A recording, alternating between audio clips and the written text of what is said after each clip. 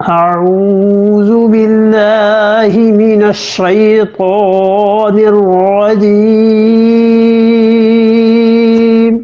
بسم الله الرحمن الرحيم إنا أنزلنا إليك الكتاب بالحق لتحكم بين الناس بما أراك الله ولا تكن للخائنين حصيما. ٹھہریے پھر آگے پڑھتے ہیں. ساتھ ہی اب 105 نمبر آیت کریمہ سے جو بات شروع ہو رہی ہے اس سے پہلے حدیث میں ایک چیز آئی ہے، آپ وہ سن لیں اور اس کے بعد یہ ساری آیات آسان ہو جائیں گی. ایک قصہ چل رہا ہے اور رسول اللہ صلی اللہ علیہ وسلم کے دور میں منافقین نے جو کچھ کیا تھا ان کی ایک حرکت کے متعلق اللہ تعالیٰ نے یہ آیات نازل کی اور یہ آیات شروع ہو رہی ہیں 105 سے، اور دیکھتے چلے جائیے ان آیات کو. اور یہ 113 نمبر آیت تک ایک ہی قصہ ہے اور اسی کے متعلق ہیں. تو 5 سے 13 تک 8 آیات ہو گئیں. یہ 8 آیات اصل میں ہوا یہ کہ مدینہ منورہ میں چوری ہو گئی اور چور کا پتہ نہیں چل رہا تھا. اور چوری کا قصہ یہ ہوا کہ انصار کا ایک قبیلہ تھا بنو ظفر، اور بنو ظفر میں عبیرق ایک آدمی تھا اور اس کے 3 بیٹے تھے، اور بشیر ایک کا نام تھا، ایک بشر تھا اور ایک مبشر تھا. اور ان 3 بھائیوں میں یہ جو بشیر تھا، بشیر ابن عبیرق، یہ منافق تھا. اور بعض حضرات نے اس کا نام طامہ لکھا ہے. تو طامہ ہو یا بشیر ہو، تھے یہ منافق. اور مدینہ منورہ میں جو کا آٹا عام طور پر ملتا تھا اور کبھی کبھار شام سے گندم کا آٹا آتا تھا، اور لوگ اس انتظار میں ہوتے تھے کہ گندم کا آٹا یا میدا آئے تو وہ خرید لیں، رکھ لیں اپنے گھر میں استعمال کے لیے، یا پھر اپنے مہمانوں کو کھلانے کے لیے رکھ لیں. آٹا آیا اور حضرت رفاع رضی اللہ عنہ نے خریدا، اور رفاع رضی اللہ عنہ کے خرید کے جب گھر لے گئے تو انہوں نے اپنے گھر کے پیچھے ایک چھوٹا کمرہ تھا، کوٹھڑی جسے کہتے ہیں، اس میں آٹا جب رکھا تو انہوں نے اس میں اپنا اسلحہ بھی رکھ دیا. بشیر کو پتا چلا کہ آٹا خریدا ہے رفاع نے، تو انہوں نے رات کو نقب لگائی اور آٹا چوری کر کے لے گئے. صبح اٹھ کے حضرت رفاع رضی اللہ عنہ جب اپنی کوٹھڑی میں گئے، گھر میں تو آٹا ہی نہیں تھا اور اسلحہ بھی غائب. تو انہوں نے اپنے بھتیجے حضرت قتادہ بن نعمان رضی اللہ عنہ سے کہا کہ میرے گھر میں چوری ہو گئی ہے اور حضور اقدس صلی اللہ علیہ وسلم کے پاس رپورٹ کرنی چاہیے، بتانا چاہیے کہ کوئی آٹا اور اسلحہ ہمارے گھر سے لے گیا. مدینہ منورہ میں خبر پھیل گئی اور صحابہ رضی اللہ عنہ نے تحقیق شروع کی کہ آٹا لے کے کون گیا ہے. تو بہت سے لوگوں نے کہا کہ کل رات بنو عبیرق کے ہاں، عبیرق کے گھر میں آگ جل رہی تھی، روٹیاں تو رات انہوں نے پکائی ہیں، تو اس لیے ان کو پوچھو کہ کہیں آٹا وہاں تو نہیں پہنچ گیا. ان سے جب جا کر پوچھا تو انہوں نے صاف انکار کر دیا اور انہوں نے کہا ہم نے تو آٹا لیا نہیں اور اس پہ لبید بن سہیل رضی اللہ عنہ تھے، ان کا نام لگا دیا کہ لبید بن سہیل نے لیا، اور ساتھ ساتھ حرکت دوسری بھی کی، اور وہ یہ کہ رات کو یہ آٹا اپنے گھر سے نکالا اگلے دن جو بھی رکھا ہوا تھا اور اسلحہ، اور جا کر ایک یہودی تھے زید بن سمین، اس کے ہاں رکھ دیا۔ اور بعض روایات میں یہ بھی آتا ہے کہ انہوں نے وہ آٹا جان بوجھ کے حضرت رفاع رضی اللہ عنہ کے گھر سے جو شروع کیا تو وہاں اس یہودی کے گھر تک لے گئے تاکہ جو بھی آدمی غور کرے وہ دیکھے کہ یہ آٹا تو وہ لے کے گئے ہیں۔ تو کچھ تو اس آٹے کی وجہ سے بعض روایات کے مطابق، اور کچھ اس وجہ سے کہ انہوں نے حضرت لبید رضی اللہ عنہ کی بات جب بگڑ گئی تو انہوں نے اس یہودی کے متعلق کہا کہ آٹا تو وہ چوری کر کے لے کے گیا، ہم تو نہیں گئے۔ اور حضور اقدس صلی اللہ علیہ وسلم نے جب تحقیق شروع کی تو حضرت لبید کا تو نام آ گیا۔ یہ بشیر جو تھا منافق، اس نے لبید سے کہا تمہارا نام کوئی نہیں لیتا، بس ویسے ہی اڑ گیا ہے تو تم چپ رہو۔ حضرت لبید رضی اللہ عنہ بڑے مخلص مسلمان تھے، انہوں نے تلوار نکال لی اس قبیلے کے خلاف اور انہوں نے کہا یہ تو نیام میں اس دن جائے گی، اب جب فیصلہ ہو جائے کہ چوری کی کس نے، مجھ پہ کیوں الزام لگا۔ بشیر کے جو دوست اور اس کے قبیلے کے لوگ تھے انہوں نے کہا کوئی بات نہیں ہے اور ہم تمہارے ساتھ ہیں، اور چلو رسول اللہ صلی اللہ علیہ وسلم کے پاس چلتے ہیں اور جا کر الزام یہودی پہ لگا دیتے ہیں۔ یہ بنو ظفر جو تھے یہ آئے اور انہوں نے یہودی پہ الزام لگا دیا، اور یہودی زید کے گھر سے آٹا بھی نکل آیا، اسلحہ بھی نکل آیا، کیونکہ چھوڑ کے تو یہی گئے تھے۔ اور رسول اللہ صلی اللہ علیہ وسلم کو جب پتا چلا، بشیر نے آ کے کہا کہ اللہ کے رسول آپ کسی کو بھیج دیں وہاں سے اسلحہ بھی برآمد کر لیں اور آٹا بھی، تو ان کے گھر سے نکل آیا۔ تو حضرت صلی اللہ علیہ وسلم نے حضرت رفاع رضی اللہ عنہ کو ڈانٹا اور آپ نے فرمایا تم ایک مسلمان پہ یہ الزام لگاتے ہو کہ اس نے آٹا چوری کی ہے۔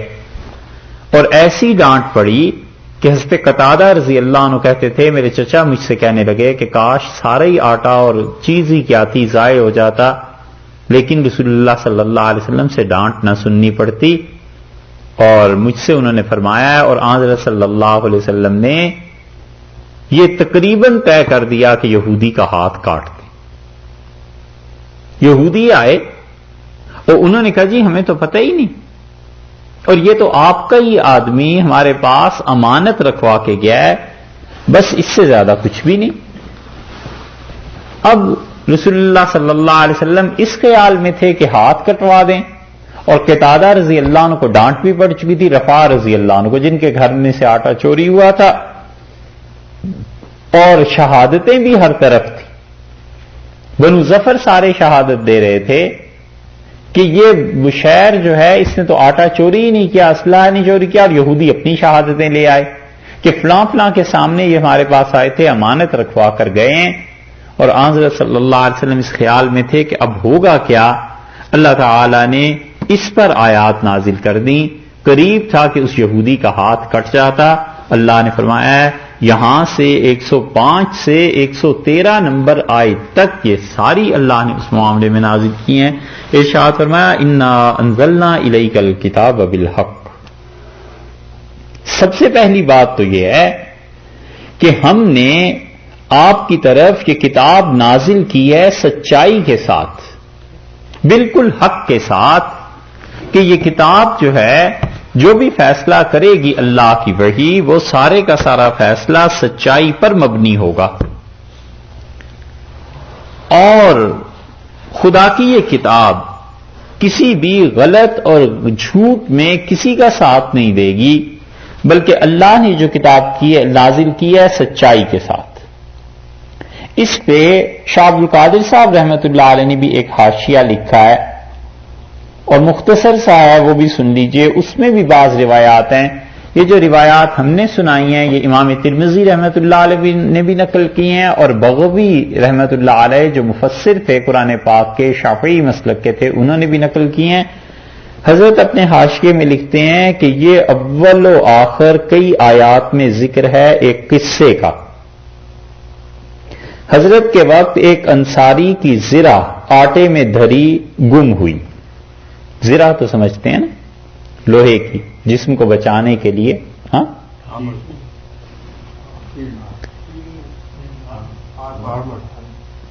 صبح کو تلاش کی، آٹے کا خط دیکھا، ایک شخص کے گھر تک، اس کا نام طامہ ابن عبیرک تھا۔ وہاں جھاڑا لیا تو نہ پائی، یعنی تفتیش کی تو نہیں ملی۔ وہ خط آگے دیکھا، ایک یہودی کے گھر تک، زید نام اس یہودی کا، وہاں پائی۔ اس یہودی نے کہا مجھ کو طامہ نے سپرد کی۔ یہ بتایا تھا نا کہ طامہ یا بشیر دونوں نام آئے۔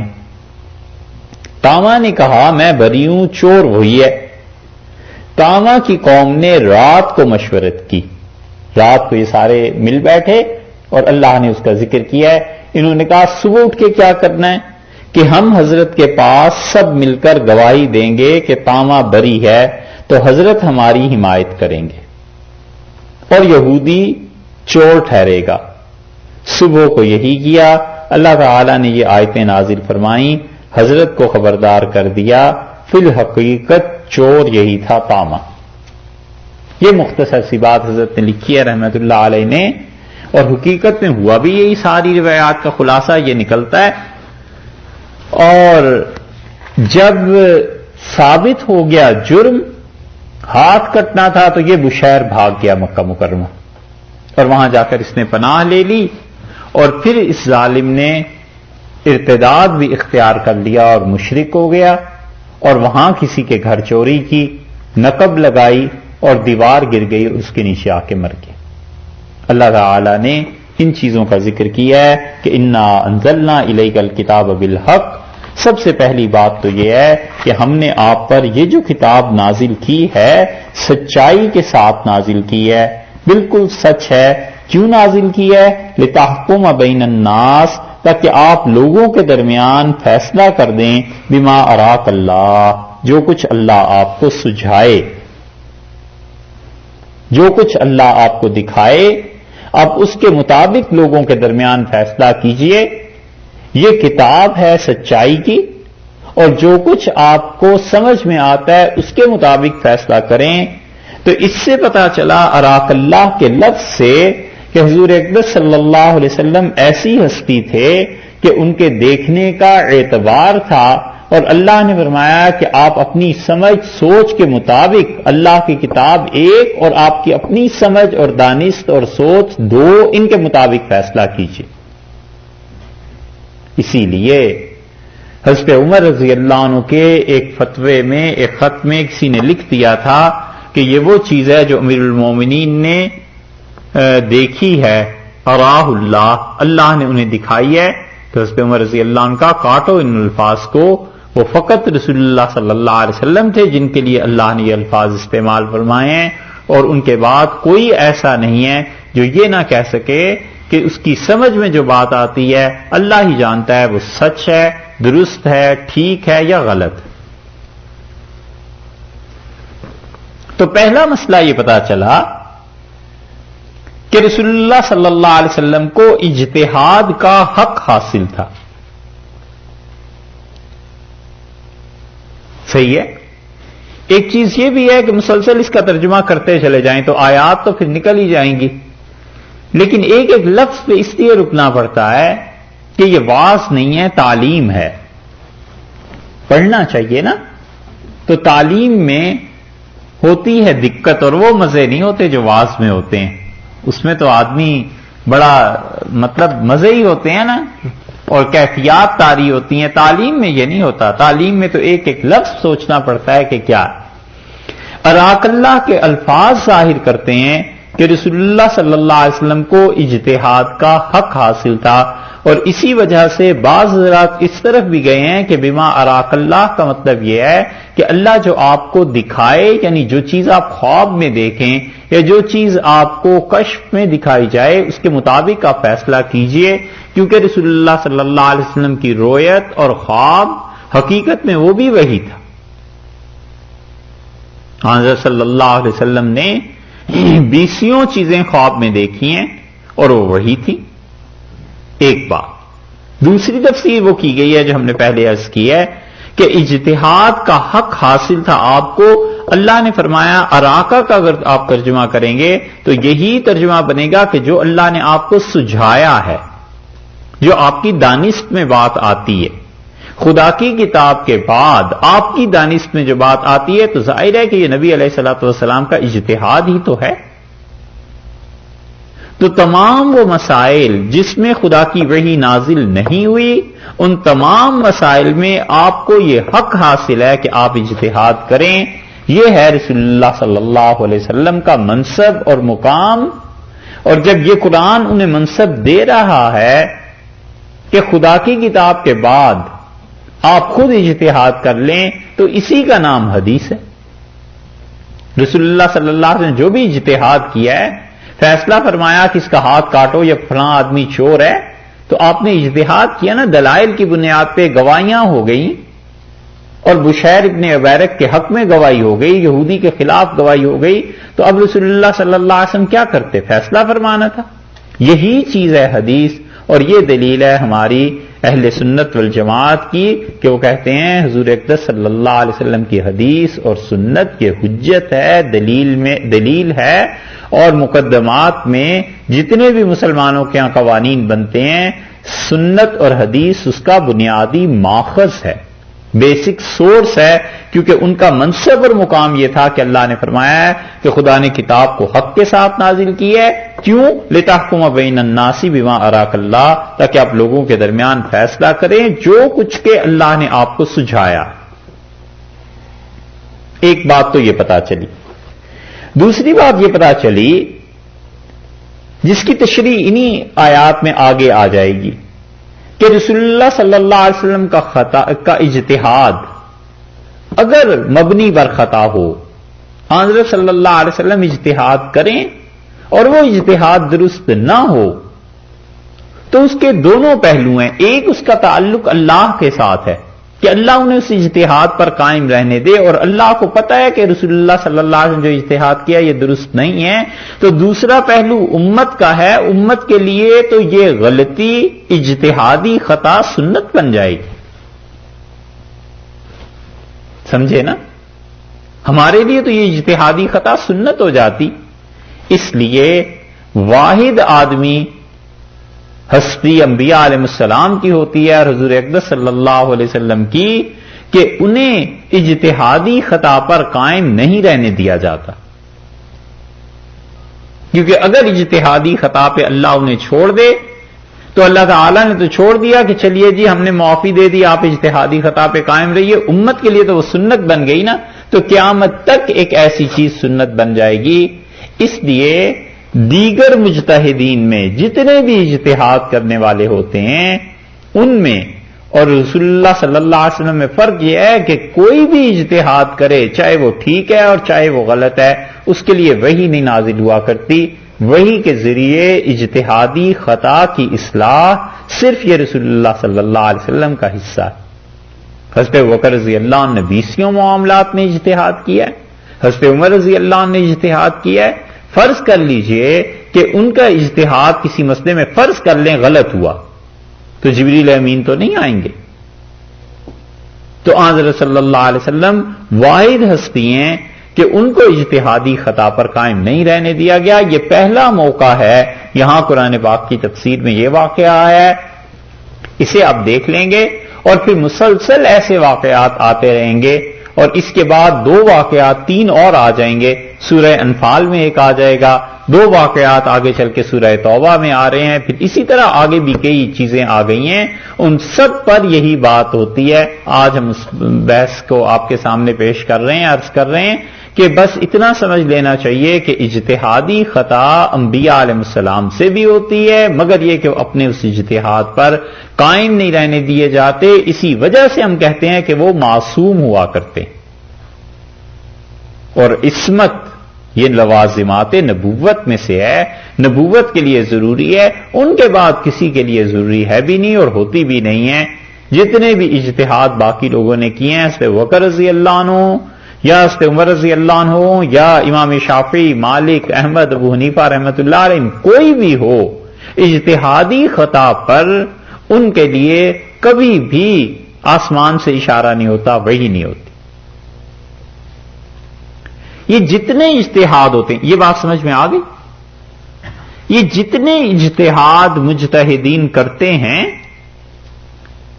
اس کی دو ہی صورتیں ہوتی ہیں، یا وہ صحیح ہوتا ہے یا غلط ہوتا ہے، اور دونوں صورتیں ایک ہی وقت میں جمع نہیں ہو سکتی۔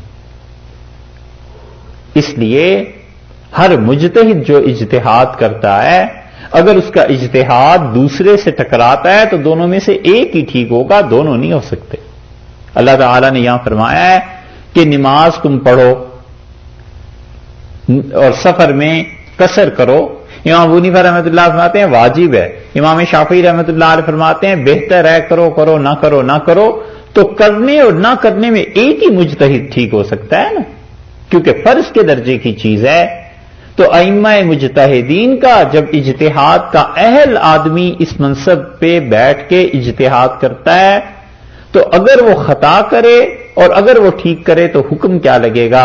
وہ چیز جو رسول اللہ صلی اللہ علیہ وسلم فرمایا، آپ نے کہا جب تم میں سے کسی نے اجتہاد کیا اور اس کا اجتہاد اللہ کے فیصلے کے مطابق ہو گیا، فلہ اجران، اسے 2 اجر ملیں گے۔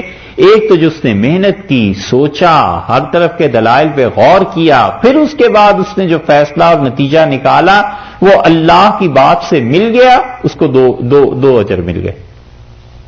اور آپ نے فرمایا وَإِنْ أَخْطَأَ، اور اگر اس سے غلطی ہو گئی فَلَهُ أَجْرٌ وَاحِدٌ، تو اسے 1 اجر ملے گا۔ محنت کرنے کا ہے اجر، یہ نہیں ہے کہ چونکہ اللہ تک پہنچا نہیں تو دوسرا بھی دے دیں، اللہ کا فیصلہ اس کا فیصلہ دونوں میں فرق آ گیا تو 1 اجر اسے ملا، 2 نہیں ملے۔ اس سے معلوم ہوا کہ مجتہد اجتہاد میں اگر اہل ہے، ہم بار بار اس لیے کہہ رہے ہیں کہ یہ نہ ہو ان چیزوں کو سن کے یا سوچ کے یا پڑھ کے کوئی یہ سمجھنے لگے کہ ہم سبھی اجتہاد کے اہل ہوتے ہیں۔ مجتہد اگر اجتہاد کا اہل ہے تو وہ غلطی بھی کر دے تو بھی اسے 1 اجر ملے گا، ان کا یہ مقام ہوتا ہے۔ کیوں 1 اجر ملے گا؟ آپ اس کی مثال ایسے سمجھ لیں جیسے ایک استاد ہے اور وہ دیکھ رہا ہے کہ صبح پیپر ہے اور اس کے اسٹوڈنٹس ہاسٹل میں جو رہتے ہیں وہ کیا کر رہے ہیں۔ ایک لڑکے کو اس نے دیکھا، وہ جا کے سو گیا اور کچھ نہیں پڑھا، اور اگلے دن وائوا میں جب وہ آئے گا تو اس سے صاف کہتا ہے کہ تم نے تو کوئی محنت کی نہیں اور تمہارے لیے تو کچھ نہیں ہو سکتا۔ یہ مثال ہے اس شخص کی جو محنت بھی نہیں کرتا، اہل بھی نہیں ہوتا اور اجتہاد کی باتیں کرتا ہے، ساری رات سوتا رہا اور اگلے دن پیپر کیا دے گا؟ محنت کی نہیں تھی۔ ایک اور اسٹوڈنٹ اس کے پاس آیا اور وہ اسے دیکھتا ہے اور کہتا ہے کہ رات آپ نے خوب محنت کی لیکن جو میرے سوالات تھے اس کے جواب آپ دے نہیں سکے، تو اس لیے پاس تو نہیں کرتا مگر یہ کہ آپ نے محنت بہت کی، شاباش دیتا ہے، اس کا حوصلہ بڑھاتا ہے۔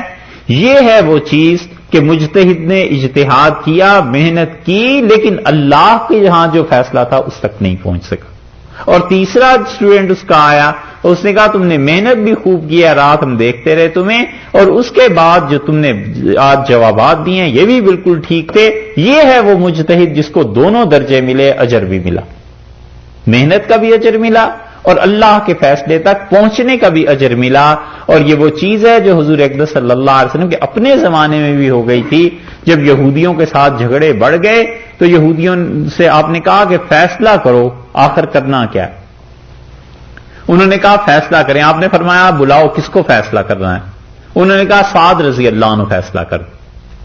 رسول اللہ صلی اللہ علیہ وسلم مجھے منظور ہے. یہودیوں نے خود حضرت سعد رضی اللہ عنہ کا نام لیا کیونکہ انہیں توقع تھی کہ سعد ہمارے معاملے میں رعایت کریں گے، اور سعد رضی اللہ عنہ جب اپنا فیصلہ سنایا ہے تو یہودی تو ہکا بکا رہ گئے، اور رسول اللہ صلی اللہ علیہ وسلم نے چمٹا لیا سعد رضی اللہ عنہ کو، بلکہ ان سے چمٹ گئے اور فرمایا سعد تم نے اللہ کی قسم وہ فیصلہ کیا ہے جو اللہ نے اپنے عرش پہ آسمانوں سے اوپر میں جو فیصلہ کیا تھا اس فیصلے تک تمہارا فیصلہ پہنچ گیا.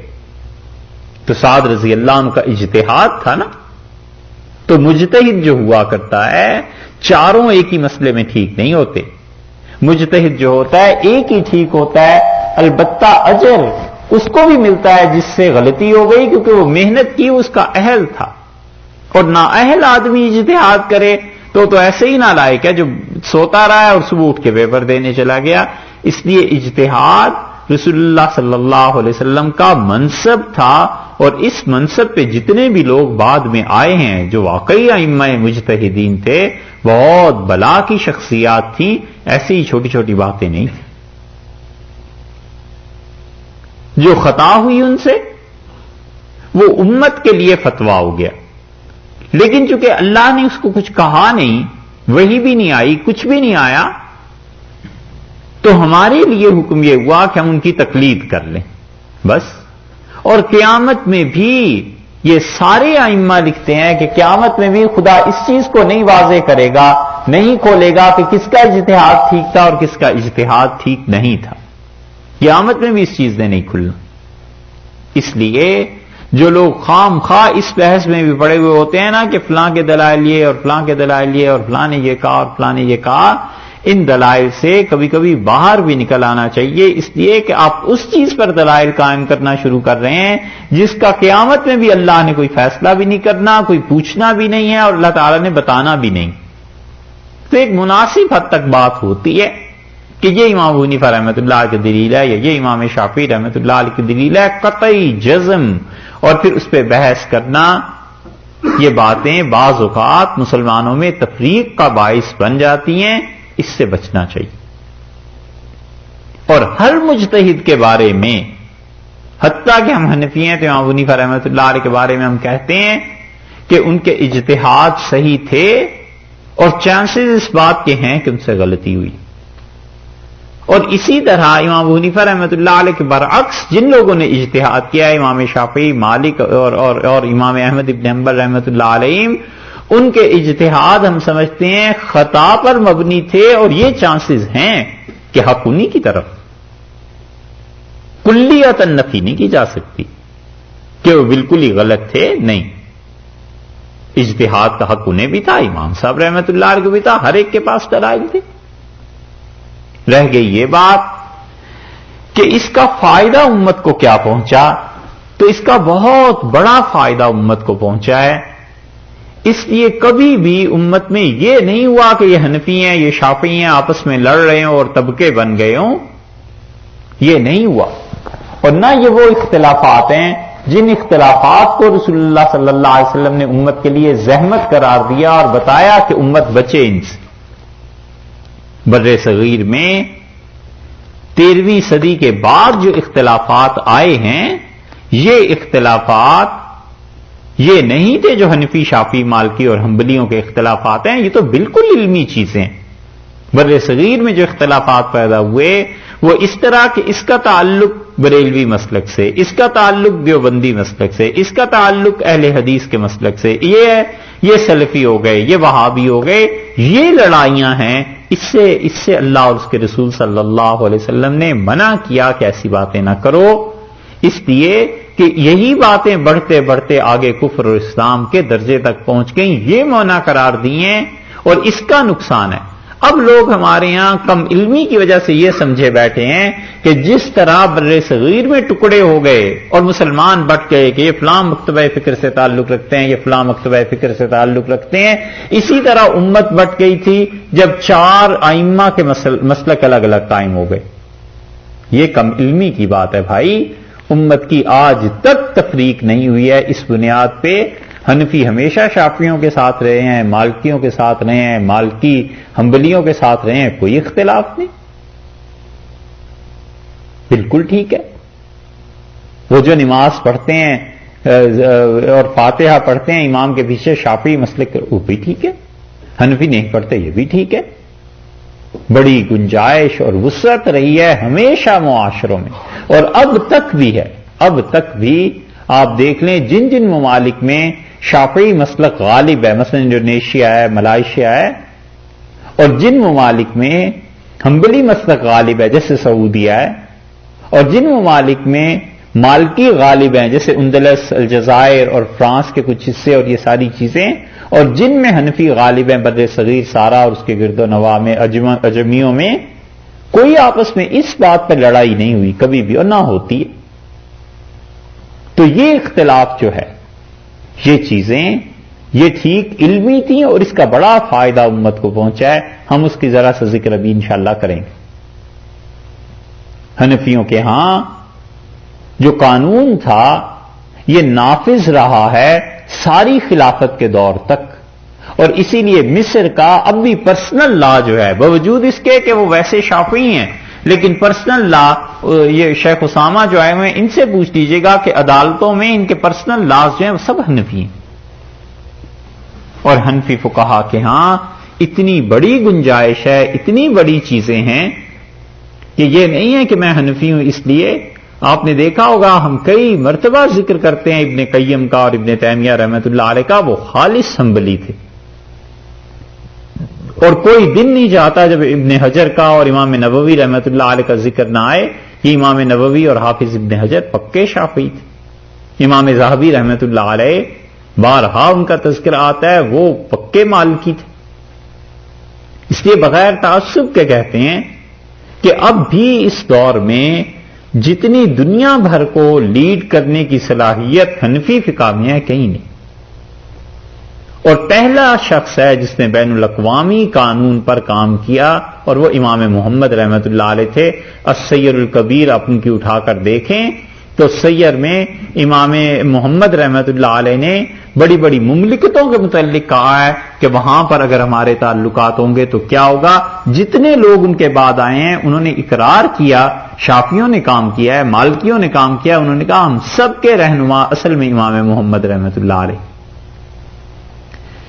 ان چار مسالک میں قدرتی طور پر لوگ جمع ہوئے ہیں، یہ نہیں ہے کہ امت میں کوئی تحریک چلا دی گئی ہو، بلکہ پرانے وقتوں میں صحابہ رضی اللہ عنہ کے بعد شاہ ولی اللہ رحمۃ اللہ علیہ کے اب الانصاف پڑھے نا تو پھر اس میں پتا چلتا ہے۔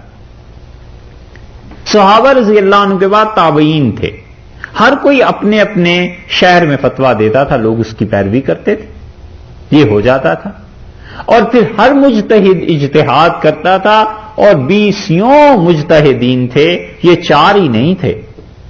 مثلا امام اوزاعی رحمۃ اللہ علیہ مجتہد تھے، اور شام میں امام اوزاعی رحمۃ اللہ علیہ کا اجتہاد چلا ہے، یہاں تک کہ ان کے شاگردوں نے ان کی کتابیں جو مرتب کی 70-80 ہزار فتوے اجتہاد کی بنیاد پہ امام اوزاعی رحمۃ اللہ نے دیے تھے۔ 1.5-2 صدیاں چلا ہے، پھر وہ مالکیوں میں ضم ہو گئے۔ ہوتے ہوتے آہستہ آہستہ قدرتی صورتحال یہ بن گئی کہ بس یہ 4 ائمہ کے مسالک باقی رہ گئے، اور باقی مسلک آہستہ آہستہ ختم ہوتے گئے، اور ان 4 مسالک پہ امت قائم رہی ہے اور فتویٰ ہمیشہ اس کے مطابق ہوتا رہا ہے۔ فائدہ کیا ہوا؟ فائدہ یہ ہوا کہ آپ دیکھیے جب حالات میں تنگی آتی ہے اور آدمی جب یہ سوچتا ہے، یہ بہت بڑی بات ہے جو اس کیا کہتے ہیں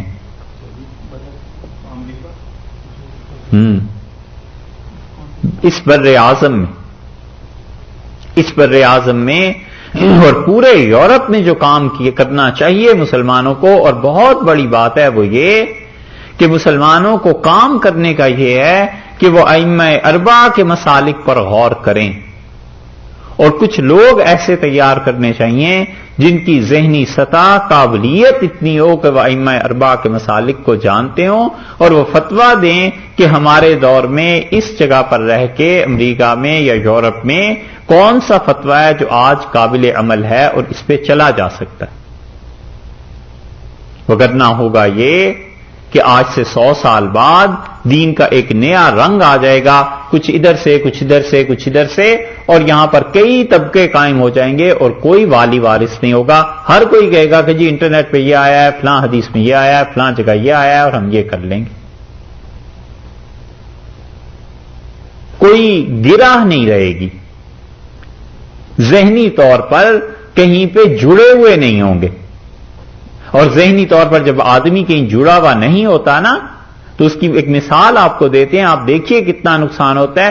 مثلا گاڑی خراب ہو گئی تو جس آدمی کو پتا ہوتا ہے کہ مکینک ہے اس شہر میں فلاں جگہ جانا ہے، اس سے تو کوئی پریشانی نہیں ہوتی، اور جو کہتا ہے جی کسی بھی مکینک کے پاس چلے جائیں گے، تو کہنے کو تو بات ٹھیک ہے، مگر جب پھرتا ہے پھر مکینکس کے پاس تو پھر پتا چلتا ہے کہ وہ کیا مصیبت میں پڑ گئے. اس کا سب سے بڑا فائدہ یہ ہے کہ امت کے پاس 4 راہیں متعین ہیں اور ان پہ کم سے کم بھی ہر ایک راستے پر 1200 سال اور 1300 سال کام ہوا ہے. اور چاروں راستے دین کے ہی ہیں اور اللہ تک پہنچنے ہی کے ہیں. مقید رہتا ہے انسان. اور اس کے فائدہ یہ ہے، ہم آپ کو اس کی 2-3 مثالیں دیتے ہیں. مثلا امام شافعی رحمۃ اللہ علیہ نے اجتہاد کیا، جب مسئلہ پیش آیا کہ زکوٰۃ دنیا میں کہاں کہاں بھیجی جا سکتی ہے، تو انہوں نے کہا کہ زکوٰۃ رسول اللہ صلی اللہ علیہ وسلم نے کہیں نہیں بھیجی تھی مدینہ منورہ سے، لہذا اپنے شہر سے باہر زکوٰۃ نہیں بھیجی جا سکتی. شافعی اس بات کے قائل تھے. یہی مسئلہ جب حنفیوں کے ہاں آیا تو انہوں نے کہا دنیا میں جہاں کہیں بھی زکوٰۃ کی ضرورت ہے آپ زکوٰۃ وہاں بھیج سکتے ہیں. حضور اقدس صلی اللہ علیہ وسلم نے تو اس لیے نہیں بھیجی تھی کہ مدینہ منورہ میں زکوٰۃ کی ضرورت نہیں تھی. ایسی مدینہ منورہ میں زکوٰۃ کی ضرورت تھی، باہر ضرورت نہیں تھی ایسی، اور مدینہ منورہ میں ہی زکوٰۃ تقسیم ہو جاتی تھی. اور پھر حنفیوں نے کہا کہ فلاں حدیث میں یہ بھی آیا ہے کہ حضرت معاذ ابن جبل رضی اللہ عنہ یمن سے کپڑے اکٹھے کرتے تھے زکوٰۃ کے اور مدینہ منورہ میں بھیج دیتے تھے. تو اس لیے یہ ایک عقلی دلیل ہے کہ مدینہ منورہ کے علاوہ زکوٰۃ بھیجی نہیں، تو اس کی وجہ یہ تھی کہ مدینہ منورہ میں ہی کام آ جاتی تھی زکوٰۃ. اور دوسرے ایک روایت سے یہ بھی پتا چل گیا، تو اس لیے حنفیوں نے کہا جہاں مرضی زکوٰۃ بھیجو ٹھیک. نتیجہ اس کا یہ نکلا کہ شافعی اپنے ابتدائی دور میں اس مسلک کے علماء فتویٰ دیتے رہے. پھر انہوں نے کہا دنیا بڑی ہو گئی ہے، ہر جگہ مسلمانوں کو زکوٰۃ کی ضرورت ہے، ہم اپنے فتوے کی بجائے اس پہ فتویٰ آئندہ دیا کریں گے. اور اب دنیا میں شاید ہی کوئی شافعی مسلک کا صاحب علم آدمی ہو جو اپنے شہر تک زکوٰۃ کو محدود رکھنے کو کہتا ہو، وگرنہ سب اس پہ فتویٰ دیتے ہیں اور ایسے فتوے دیتے ہیں کہ شاید وہ اپنے اصل مسلک کو بھول گئے ہیں، اور بہت سے مل جائیں گے جنہیں اس بات کا پتہ بھی نہیں. یہ ہے فائدہ. اس کی دوسری مثال آپ کو دیں. اس کی دوسری مثال یہ کہ بر صغیر میں جب انگریزوں کا دور آیا ہے تو مسلمانوں کو بھی وہ بھرتی کرتے تھے، اور انگریز جاتے تھے، اور خاص طور پہ وہ علاقے جو پاکستان میں چکوال اور یہ سائڈ ہے، اور اس پہ جا کے باقاعدہ ڈھنڈورا پیٹا جاتا تھا. اور انگریز کہتے تھے کہ 12 روپے 14 روپے اور اس سے بھی پہلے پہلی جنگ عظیم سے پہلے 6 روپے میں وہ سپاہی بھرتی کر لیتے تھے، اور جا کر اسے جہاں چاہتے تھے لڑاتے تھے. اور آمد و رفت خط و کتابت کی ایسی نہیں تھی جو اب ہے. تو لوگ جاتے تھے اور برسا برس پتہ ہی نہیں چلتا تھا کہ کوئی آدمی کہاں ہے، مر گیا، کھپ گیا، کدھر گیا آخر، اور اس کی بیوی کیا کرے.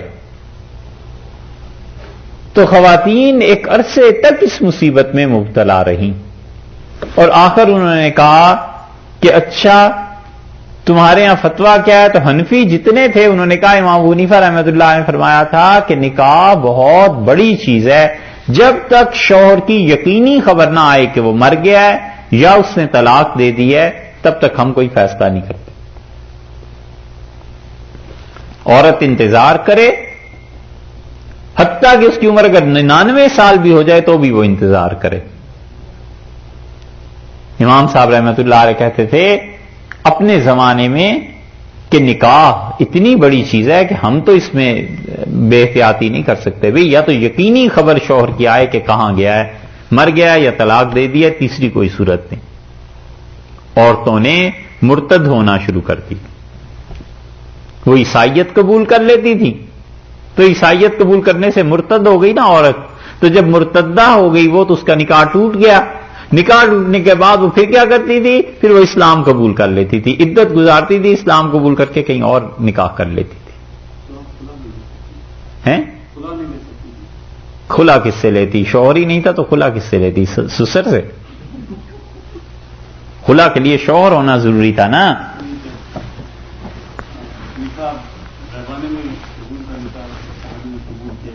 ہیں غیبانے میں جب نجاشی نے حضور کا نکاح کروایا تھا تو صحابی نے قبول کیا تھا، تو اس قسم کی کوئی چیز نہیں نکلتی جو اس کے ذمہ دار لوگوں سے ابھی تک نہیں نکلی، کھلا نہیں ہو سکتا شوہر کی مرضی کے بغیر۔ تو ہوا یہ، اب فقہا نے سوچا، اب مفتیوں نے سوچا، انہوں نے کہا یہ مصیبت عورتوں میں چل پڑی ہے، اس کا کچھ کرو۔ تو مولانا اشرف علی صاحب تھانوی رحمۃ اللہ علیہ نے ہندوستان بھر کے علماء کو جمع کیا اور انہوں نے کہا یہ مسئلہ پیش آ گیا ہے ایسا، اور دیکھو دیگر امام کیا فتویٰ دیتے ہیں۔ تو آسان قول ملا امام مالک رحمۃ اللہ علیہ کا، انہوں نے کہا 4 سال انتظار کرے، بس اس سے زیادہ ضرورت نہیں۔ اور حضرت عمر رضی اللہ عنہ نے بھی یہ فیصلہ ایک جگہ پہ کیا ہے۔ اب انہوں نے خط و کتابت شروع کی اور مالکی علماء جو تھے حرمین شریفین کے دنیا میں اور جگہ، ان سے فتوے منگائے کہ آپ کے ہاں کیا فتویٰ ہے۔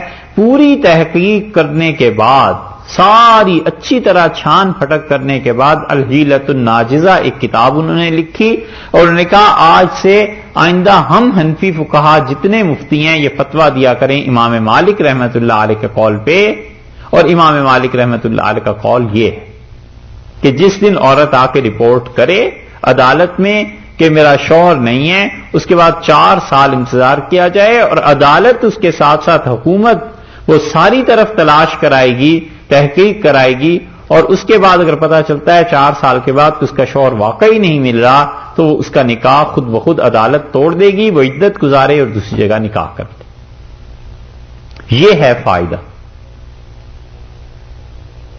ایک تیسری مثال بھی دیں جو زیادہ تفصیل سے دینے کی نہیں، مگر خواتین کے ایام کا جو معاملہ ہے اس میں بعض حنفی فقہا کا مسلک بڑا سخت ہے، خواتین کے لیے بڑا پریشان کن ہوتا ہے۔